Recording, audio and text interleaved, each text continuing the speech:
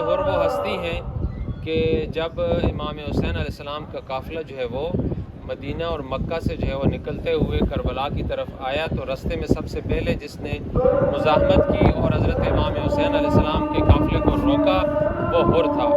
جب ہور نے امام حسین علیہ السلام کی سواری کو روکا تو حضرت امام حسین علیہ السلام نے ہور کو مخاطب ہو کر کہا کہ ہور، تیری ماں تیرے جنازے پر روئے، تم نے ہمارے رستے کو روکا ہے۔ تو آگے سے جو ہے وہ ہور کی معرفت اتنی تھی کہ امام حسین علیہ السلام کو جو ہے وہ مخاطب ہو کر کہتا ہے کہ یا ابن رسول اللہ، اگر آپ کی ماں سیدہ طاہرہ فاطمہ الزہرا سلام اللہ علیہا نہ ہوتی تو میں بھی آپ کو یہ جواب دیتا، لیکن میں مجبور ہوں کہ آپ کی ماں فاطمہ الزہرا سلام اللہ علیہا ہے۔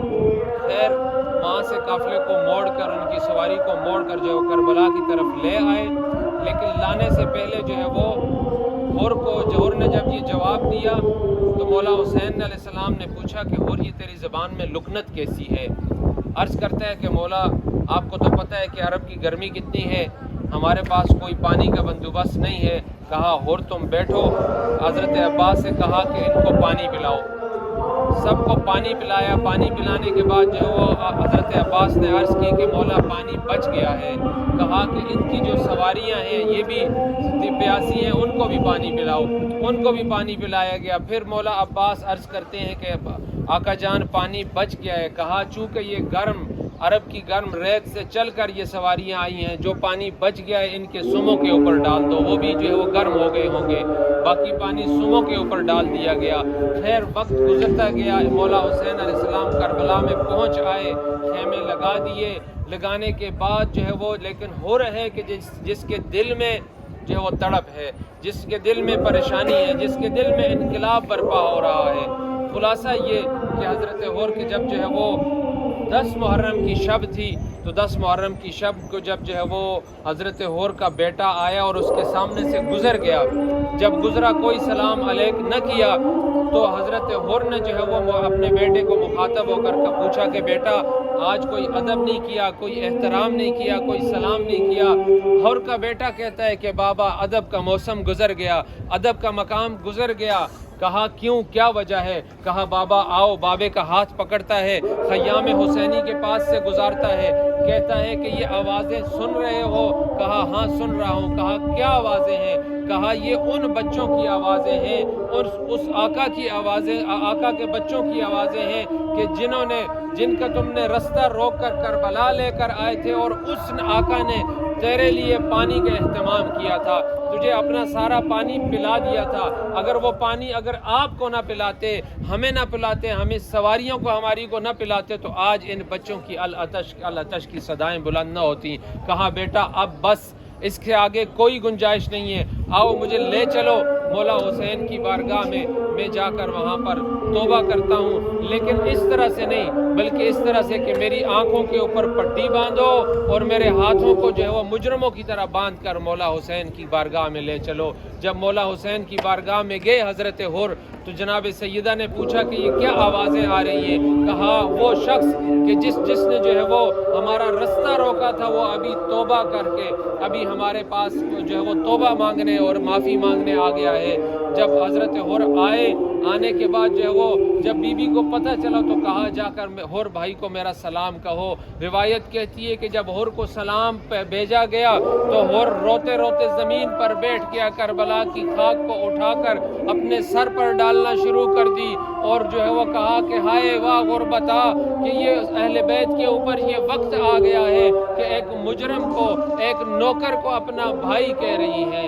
اجرکم اللہ، خدا آپ کو کسی غم میں نہ رلائے۔ ہاں عزادارو، جب صبح ہوئی مولا حسین نے اپنے بیٹے کو انتخاب کیا، بیٹے کو انتخاب کر کے کہا کہ جاؤ علی اکبر، لیکن جب جانا تھا تو حضرت ہور نے جو ہے وہ مولا سے کہا کہ نہیں آقا، اب آپ کا بیٹا نہیں جائے گا، چونکہ میں آپ کو لے کر کربلا آیا ہوں اس لیے میں سب سے پہلے میرا بیٹا جا کر شہید ہوگا۔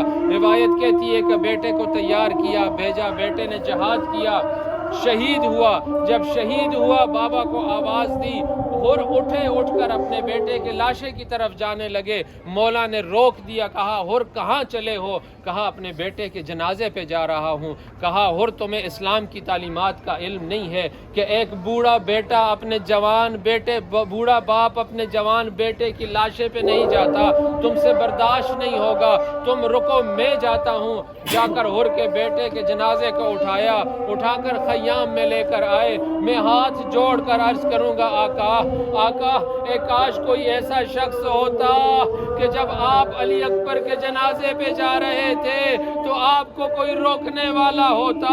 کہتا کہ مولا آپ بوڑھے باپ ہیں, جوان بیٹے کی لاش کو کس طرح سے اٹھائیں گے؟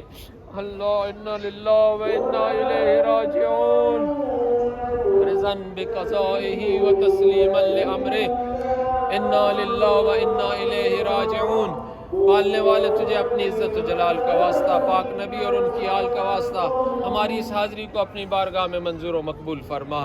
یا اللہ حضرت حر کی جو ہے وہ توبہ کا واسطہ ہمیں توابین میں سے قرار فرما.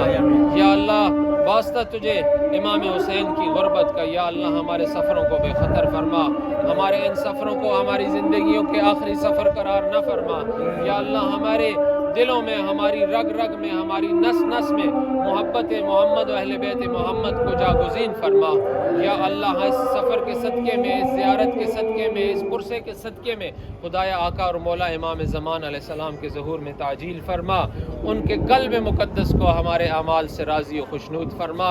ہماری اس پرساداری سے ان کے دل کو سکون اور اطمینان اور راحت عطا فرما. ان کی تائید, ان کی نصرت, ان کی حمایت شامل حال فرما برحمتک یا ارحم الراحمین. ابھی آپ اندر جائیں, زیارت کریں, 2 رکعت ہدیہ حضرت ظہر پڑھیں, 2 رکعت حضرت عمر نماز پڑھیں.